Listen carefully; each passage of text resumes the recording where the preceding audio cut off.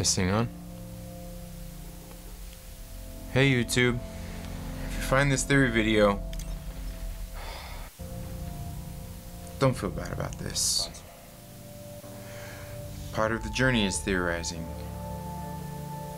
Just for the record, waiting around with no promise of plot leaks is more fun than it sounds. The Endgame trailer came out about 4 days ago. Far From Home trailer should be out tomorrow morning. That'd be it.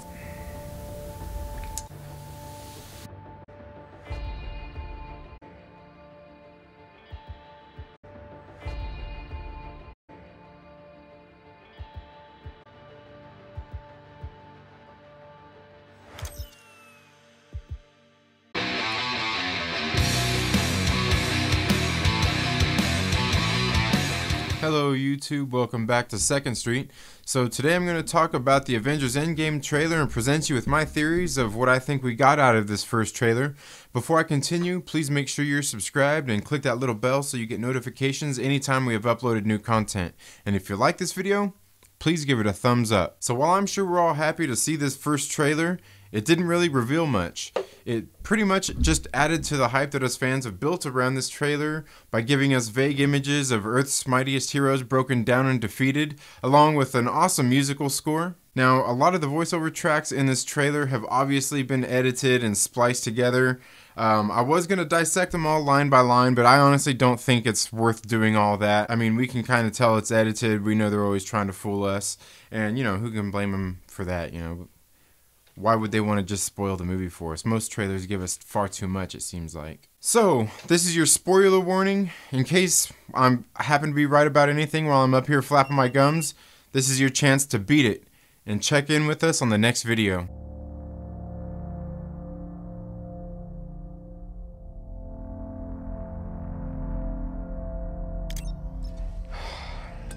This thing on? Hey, Miss Potts. If you find this recording, don't feel bad about this. Part of the journey is the end.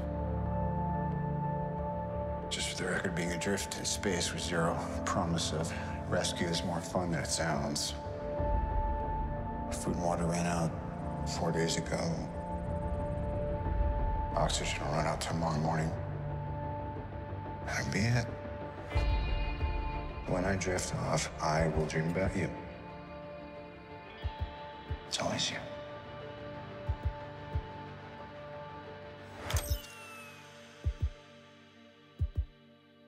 So the trailer opens up with this first voiceover by Tony Stark, in which it sounds like he's giving a really heartfelt goodbye to Pepper Potts and just kind of recording a little vlog so people knows what's happening as he's getting ready to die in space.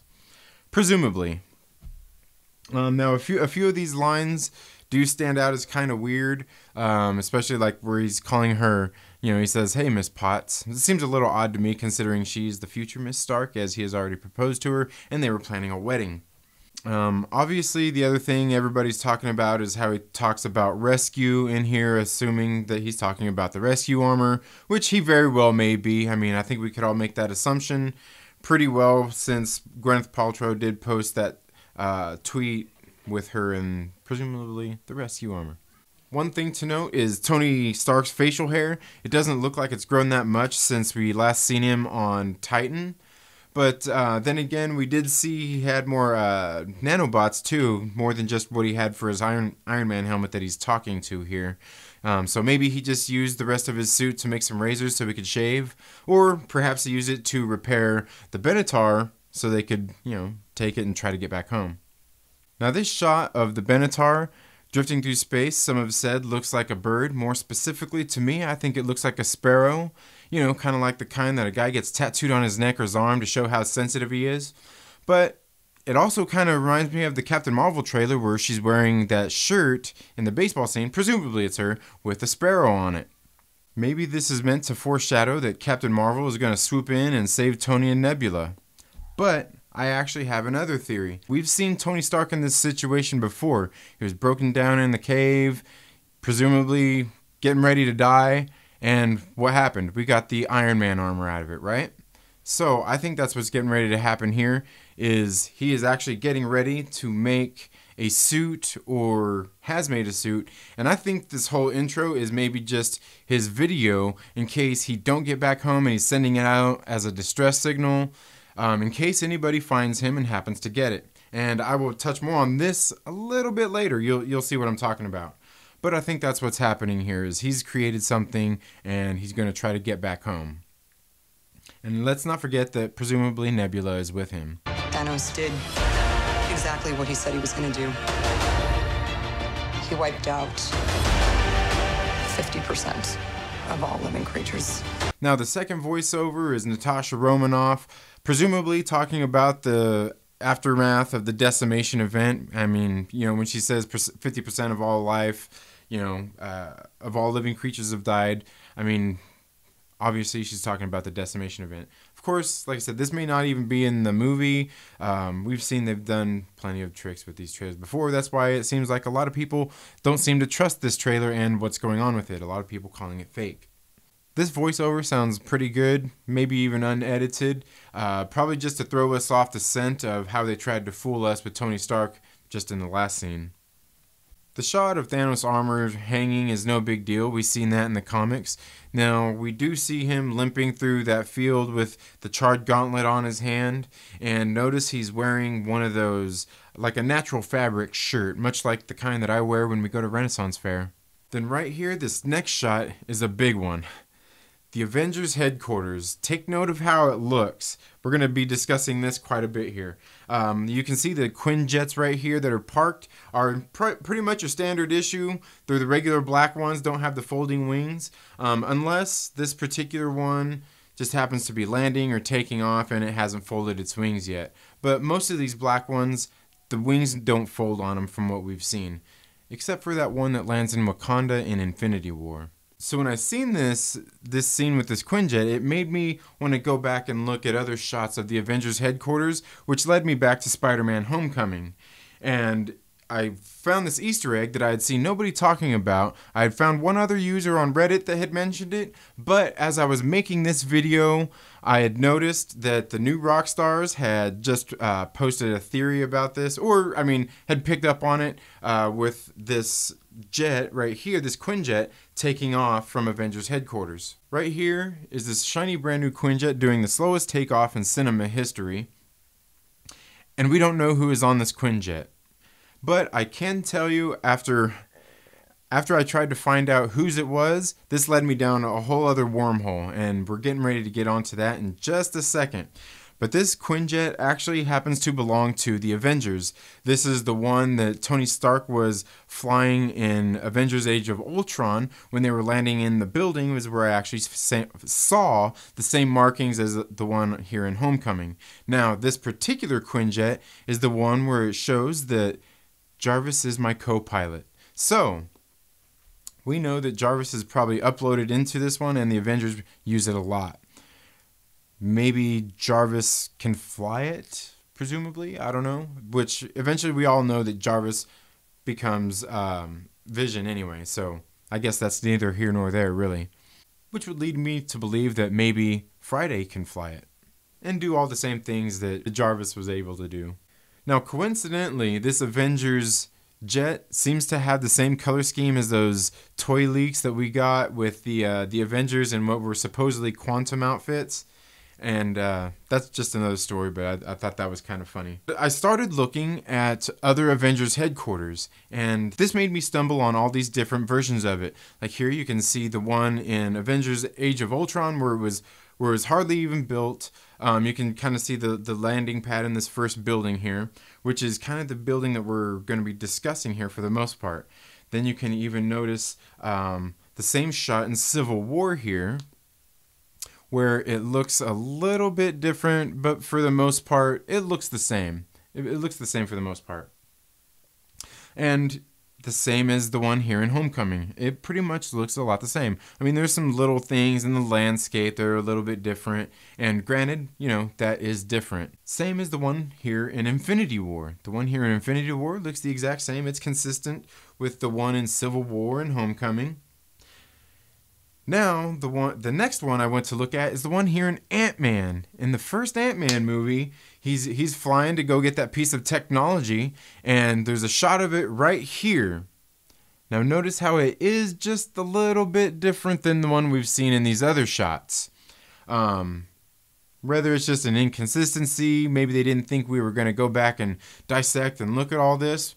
But then again, I don't know. It don't seem like they do too much on accident in these movies, especially considering we've already seen Avengers headquarters at this point at least one time, maybe two times, where it's more fully developed like this. Which leads me to this one right here in the Endgame trailer. Now look at the building where these Quinjets are setting. The building is totally turned the other way. You know, in my last video I mentioned the landscaping and how it was all dreary. Looked like nobody's been there for a while. Well, I finally noticed that this building is turned the other way from what it is in the other shots. Which only leads me to speculate, as many have speculated about time travel. I'll get more onto that in a minute. Now, whether they altered this one here in Endgame to kind of throw us off, or maybe it's actually an alternate reality. And that's kind of what I think is going on here, alternate realities, and I'll get more into that in just a minute here.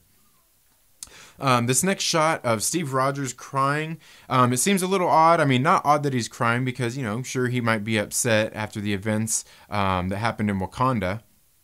But, you know, as he has tears on his face, but he doesn't look like upset with grief. You know, maybe they're happy tears. Maybe they're tears as he's reminiscing about Peggy Carter as he looks down at this compass that we see here in the trailer. Now, I do have to say about this compass, this picture of Peggy Carter looks really good for sitting in the ice with Captain America for 75 years. 75 years according to what he says in Avengers Age of Ultron, which puts Avengers Age of Ultron in 2020, but we won't get into that considering it went into the ice in 1945. Okay. But this picture of Peggy Carter looks really good. Where did he get this compass at? Because this picture has not been weathered by water. This thing has not been wet. It looks brand new. Yet here we are looking at it in the, you know, obviously in the future of when that had happened. So this to me, this was a major find. I haven't seen anybody else mention this about this compass and how good this picture of Peggy Carter looks. I don't know, it just cracks me up. Kind of makes me think that maybe I should have gave him my issue of Incredible Hulk 181. And, you know, then again, maybe I still can. Because time travel, right? Okay, now this next shot with Bruce Banner in Avengers headquarters, it's pretty misleading as we see him sitting here looking at this heads-up display of missing people. Now, note they are missing. We don't know for sure that they're all died from the decimation event, but it just says missing. Okay, and the one thing I will note here is Bruce Banner was there in New York, so he knows that Tony Stark and Doctor Strange and Spider-Man went on the ship into space. I mean, he don't know for sure. I mean, he didn't sit there and watch them the whole time, I'm sure. But he knows the last thing he knew, they went off on this ship. Now, he does not know who Spider-Man is. He don't know Spider-Man's real identity. And here we see Peter Parker's picture. Now, who does know who Peter Parker actually is? We got Happy Hogan, Aunt May, and Ned. Okay, these three people for sure know. And Tony Stark. And if you as you heard earlier, I presume that Tony Stark is actually going to save himself and get to Earth. So that's maybe why Peter Parker ends up on here. Or maybe he put his information into the database. Who knows? But I honestly think that by this point, Tony Stark is here, and that's why we see Peter Parker's picture here. Or is it because Tony Stark would know that he was dusted? But as I said, I don't even think Bruce Banner is the one looking at these images here on the HUD, as the view isn't from his view. It's somebody that's behind the heads-up display. As you can see, it would be, the lettering would be backwards to him, but he could still see the pictures. But speaking of this heads-up display here, I noticed how, if you notice how it kind of slowly rotates through the pic, Now, I slowed this down and looked at it a couple times. I thought maybe it was just a reflection and somebody was opening one of the glass doors, one of many glass doors that we have here in Avengers headquarters. But then I noticed it actually looks like it's part of the heads-up display. And you'll notice right here in the left corner, it looks like a semicircle, probably part of a circle, and I thought it was a reflection, but I actually think it looks like a heads-up display of the planet Earth. And the only thing is there's these little red dots here in the middle. Now, I don't know what these red dots are. Maybe they're little random occurring events that are things that are happening. Who knows? But take note that here, what would be like the northern hemisphere, it looks like there's a little orange dot. Now, this little orange dot kind of plays into a theory I've been working on that has to do with the Captain Marvel trailer, the Captain Marvel movie, as a matter of fact, and the Captain America movie. What I think this little orange dot is, I think there is probably been a hole ripped in space here, or, you know, that may lead through what we're talking about here, the multiverse. But I think there's been a hole ripped in space, and I think that happened when Steve Rogers was fighting Red Skull in the first Avenger. And you notice as it shot him off, you see space, and I think maybe here, since they were harnessing the Tesseract and they didn't know what they were doing, they weren't even using proper tools or anything really. I think there was a hole ripped in space here, and I think it probably plays a part in the Captain Marvel movie coming out. And like I said, notice it takes place in the northern hemisphere, as you can see in these shots, with Red Skull where they're headed from the first Avenger, as well as Steve Rogers when he takes over the controls. And once again, here in the same shot, you can see that picture of Peggy Carter inside the compass, when it actually would still look pretty good. Now, the shot of Thor sitting in the atrium with the weight of the 9 realms on his shoulders. This shot, this atrium is actually later in the trailer where we see the video of Scott Lang. It's actually on the other side of that window right there. Later, we see in that same shot later with Scott Lang, we see a bike in there. In the Avengers Infinity War, we seen a barbecue grill. So, you know, they're probably just back there grilling and chilling and hanging out. Now, these shots of Nebula paint a pretty grim scene here, but I'm pretty sure they're edited and slowed down and everything. But she is aboard the Benatar. You can even see that by watching Avengers Infinity War. It shows enough of the interior, you can tell. But in this shot, she is walking from the front of the ship to the rear of the ship. Now, some have speculated that Tony Stark is going to die here, and we're presuming that she is with him. But she would probably also die, as she does need sustenance, in case you don't remember that horrible Yarrow Root joke from Guardians of the Galaxy Volume 2. So, you know, she does at least need some sustenance to survive, even out in space. I'm sure, you know, she don't just shut down like a robot, even though she's, like I said, she's probably part human. Or not human, but humanoid, I guess. Then we get this third voiceover by Steve Rogers. I think this thing's probably all edited as well. Some of it's probably his farewell to the troops. Now, these shots with Clint Barton here as Ronan, these things were pretty bad when I slowed them down to look at them. They looked all, I don't know, the backgrounds looked pretty, I don't know, they're pretty out of focus, and I wouldn't doubt if they changed these scenes in the final film, much like they did the scene with Hela where she destroys Mjolnir in the Thor Ragnarok trailer. So expect these to look different in the actual movie, because, like I said, they didn't look too good in this trailer when I slowed them down. Now, the shot of Black Widow and Captain America aboard the Avengers Quinjet here, for some reason this shot just bugs me. I'm not sure if it's Steve Rogers' stone cold gaze as he's looking down, as I'm sure this shot is slowed down, or if it's Natasha's gaze as she looks at him, up at him suspiciously. Like I said, I'm sure this shot is probably slowed down, and then after that he gives this really cryptic line. I know it is. Because I don't know what I'm going to do if it doesn't. And I'm sure, like I said, all these videos are taken out of sequence here. Now, this last shot with Scott Lang presumably stealing the scene, knocking on the door, asking for him to get in. I think this actually happens in the movie, and you can see on the screen there, it kind of looks like it's, I don't know, just kind of airbrushed in there. I guess, I don't know what you would call it on the computer program. It looks like it's overlaid on there, because there's things going on here, and the video, like I said, the edges aren't too sure here. So it leads me to believe this isn't even real. It says the archive footage and everything. I think they put that there to mislead you and make you think that there's going to be time travel. I honestly don't think time travel is the case.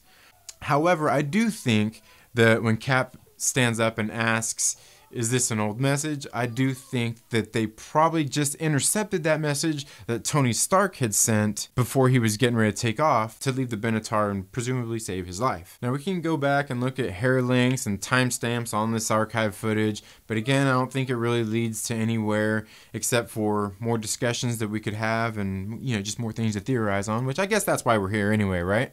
Now, I haven't heard a whole lot of people talking about what we didn't get in this trailer, like Rocket or James Rhodes. We didn't see them in this trailer, and you know, we know they're still out there. We know they're alive. I mean, heck, we hardly got Nebula in this trailer. Now, supposedly Shuri was still alive according to some cast members and the directors, but as we can tell so far, we shouldn't put too much stock into what they say. But, I mean, really, again, why would they want to spoil the movie for us and just give away the movie? I mean, it seems pointless at that point. They might as well just give us the movie then. Now, many have speculated that this movie is going to involve time travel. I honestly don't think that's the case. It's honestly laughable. They haven't really presented us with time travel in any of these movies. They present us with the time stone, but not time travel necessarily. And even if Ant-Man had a means to travel through time, I don't think he's going to share that tech with everybody, and I don't think Hank Pym's going to neither. I mean, just to be honest here. It just seems, like I said, it hasn't been really introduced. Time theory has, but that's as far as like with the time stone. That's not time travel. That was a little different in case you didn't see Doctor Strange. Different than time travel. Totally different. Okay. Now, what I do think they're going to do is I think they are going to play with a multiverse. And like I said about earlier, I think there was a hole ripped in space here. And I think that's probably what leads to some of the problems and some of the things that we're going to see in this next film. You know, and if you remember that toy leak that we got a couple months ago where it talked of a new threat, I think maybe this is probably the source of the new threat. Maybe there was this hole ripped in space and time, and they're going to have to do something to prevent something from happening. You know, I guess we've heard of realities crashing into each other in the comic. I can't really speak to that too wisely. But like I said, I honestly don't think time travel is going to happen. Multiverses, yes. Like I said, I just showed you this different Avengers headquarters. I think that is possibly a different reality. If not, it's probably just something they put in there to throw us off and make us think time travel or multiverse, you know, things like that. And honestly, we won't know until the movie gets here. But that's just kind of what I thought about it. While jumping through time seems cool and everything, it just seems like such an easy undo. I mean, they could just go back in time and undo it like that, you know, just as easily as Thanos done it. I do think we will be seeing things that have happened in the past, flashbacks. You know, we didn't even, you know, I haven't even got into any theories about barf technology or anything. Do we even know if any of that's going to happen? Who knows? I doubt it. I mean, maybe all that stuff we're going to see is from a recap that a character is going to be telling in the movie. So anyway, that's all I got for this video. Thank you all for watching. Let me know what you think in the comments about my theories, and if you've got any of your own, let me know. If you haven't already, please make sure you're subscribed and click that little bell so you get notifications anytime we have uploaded new content. And if you like this video, please give it a thumbs up. Thank you all for watching us here on the 2nd Street Marvel. Have a great day.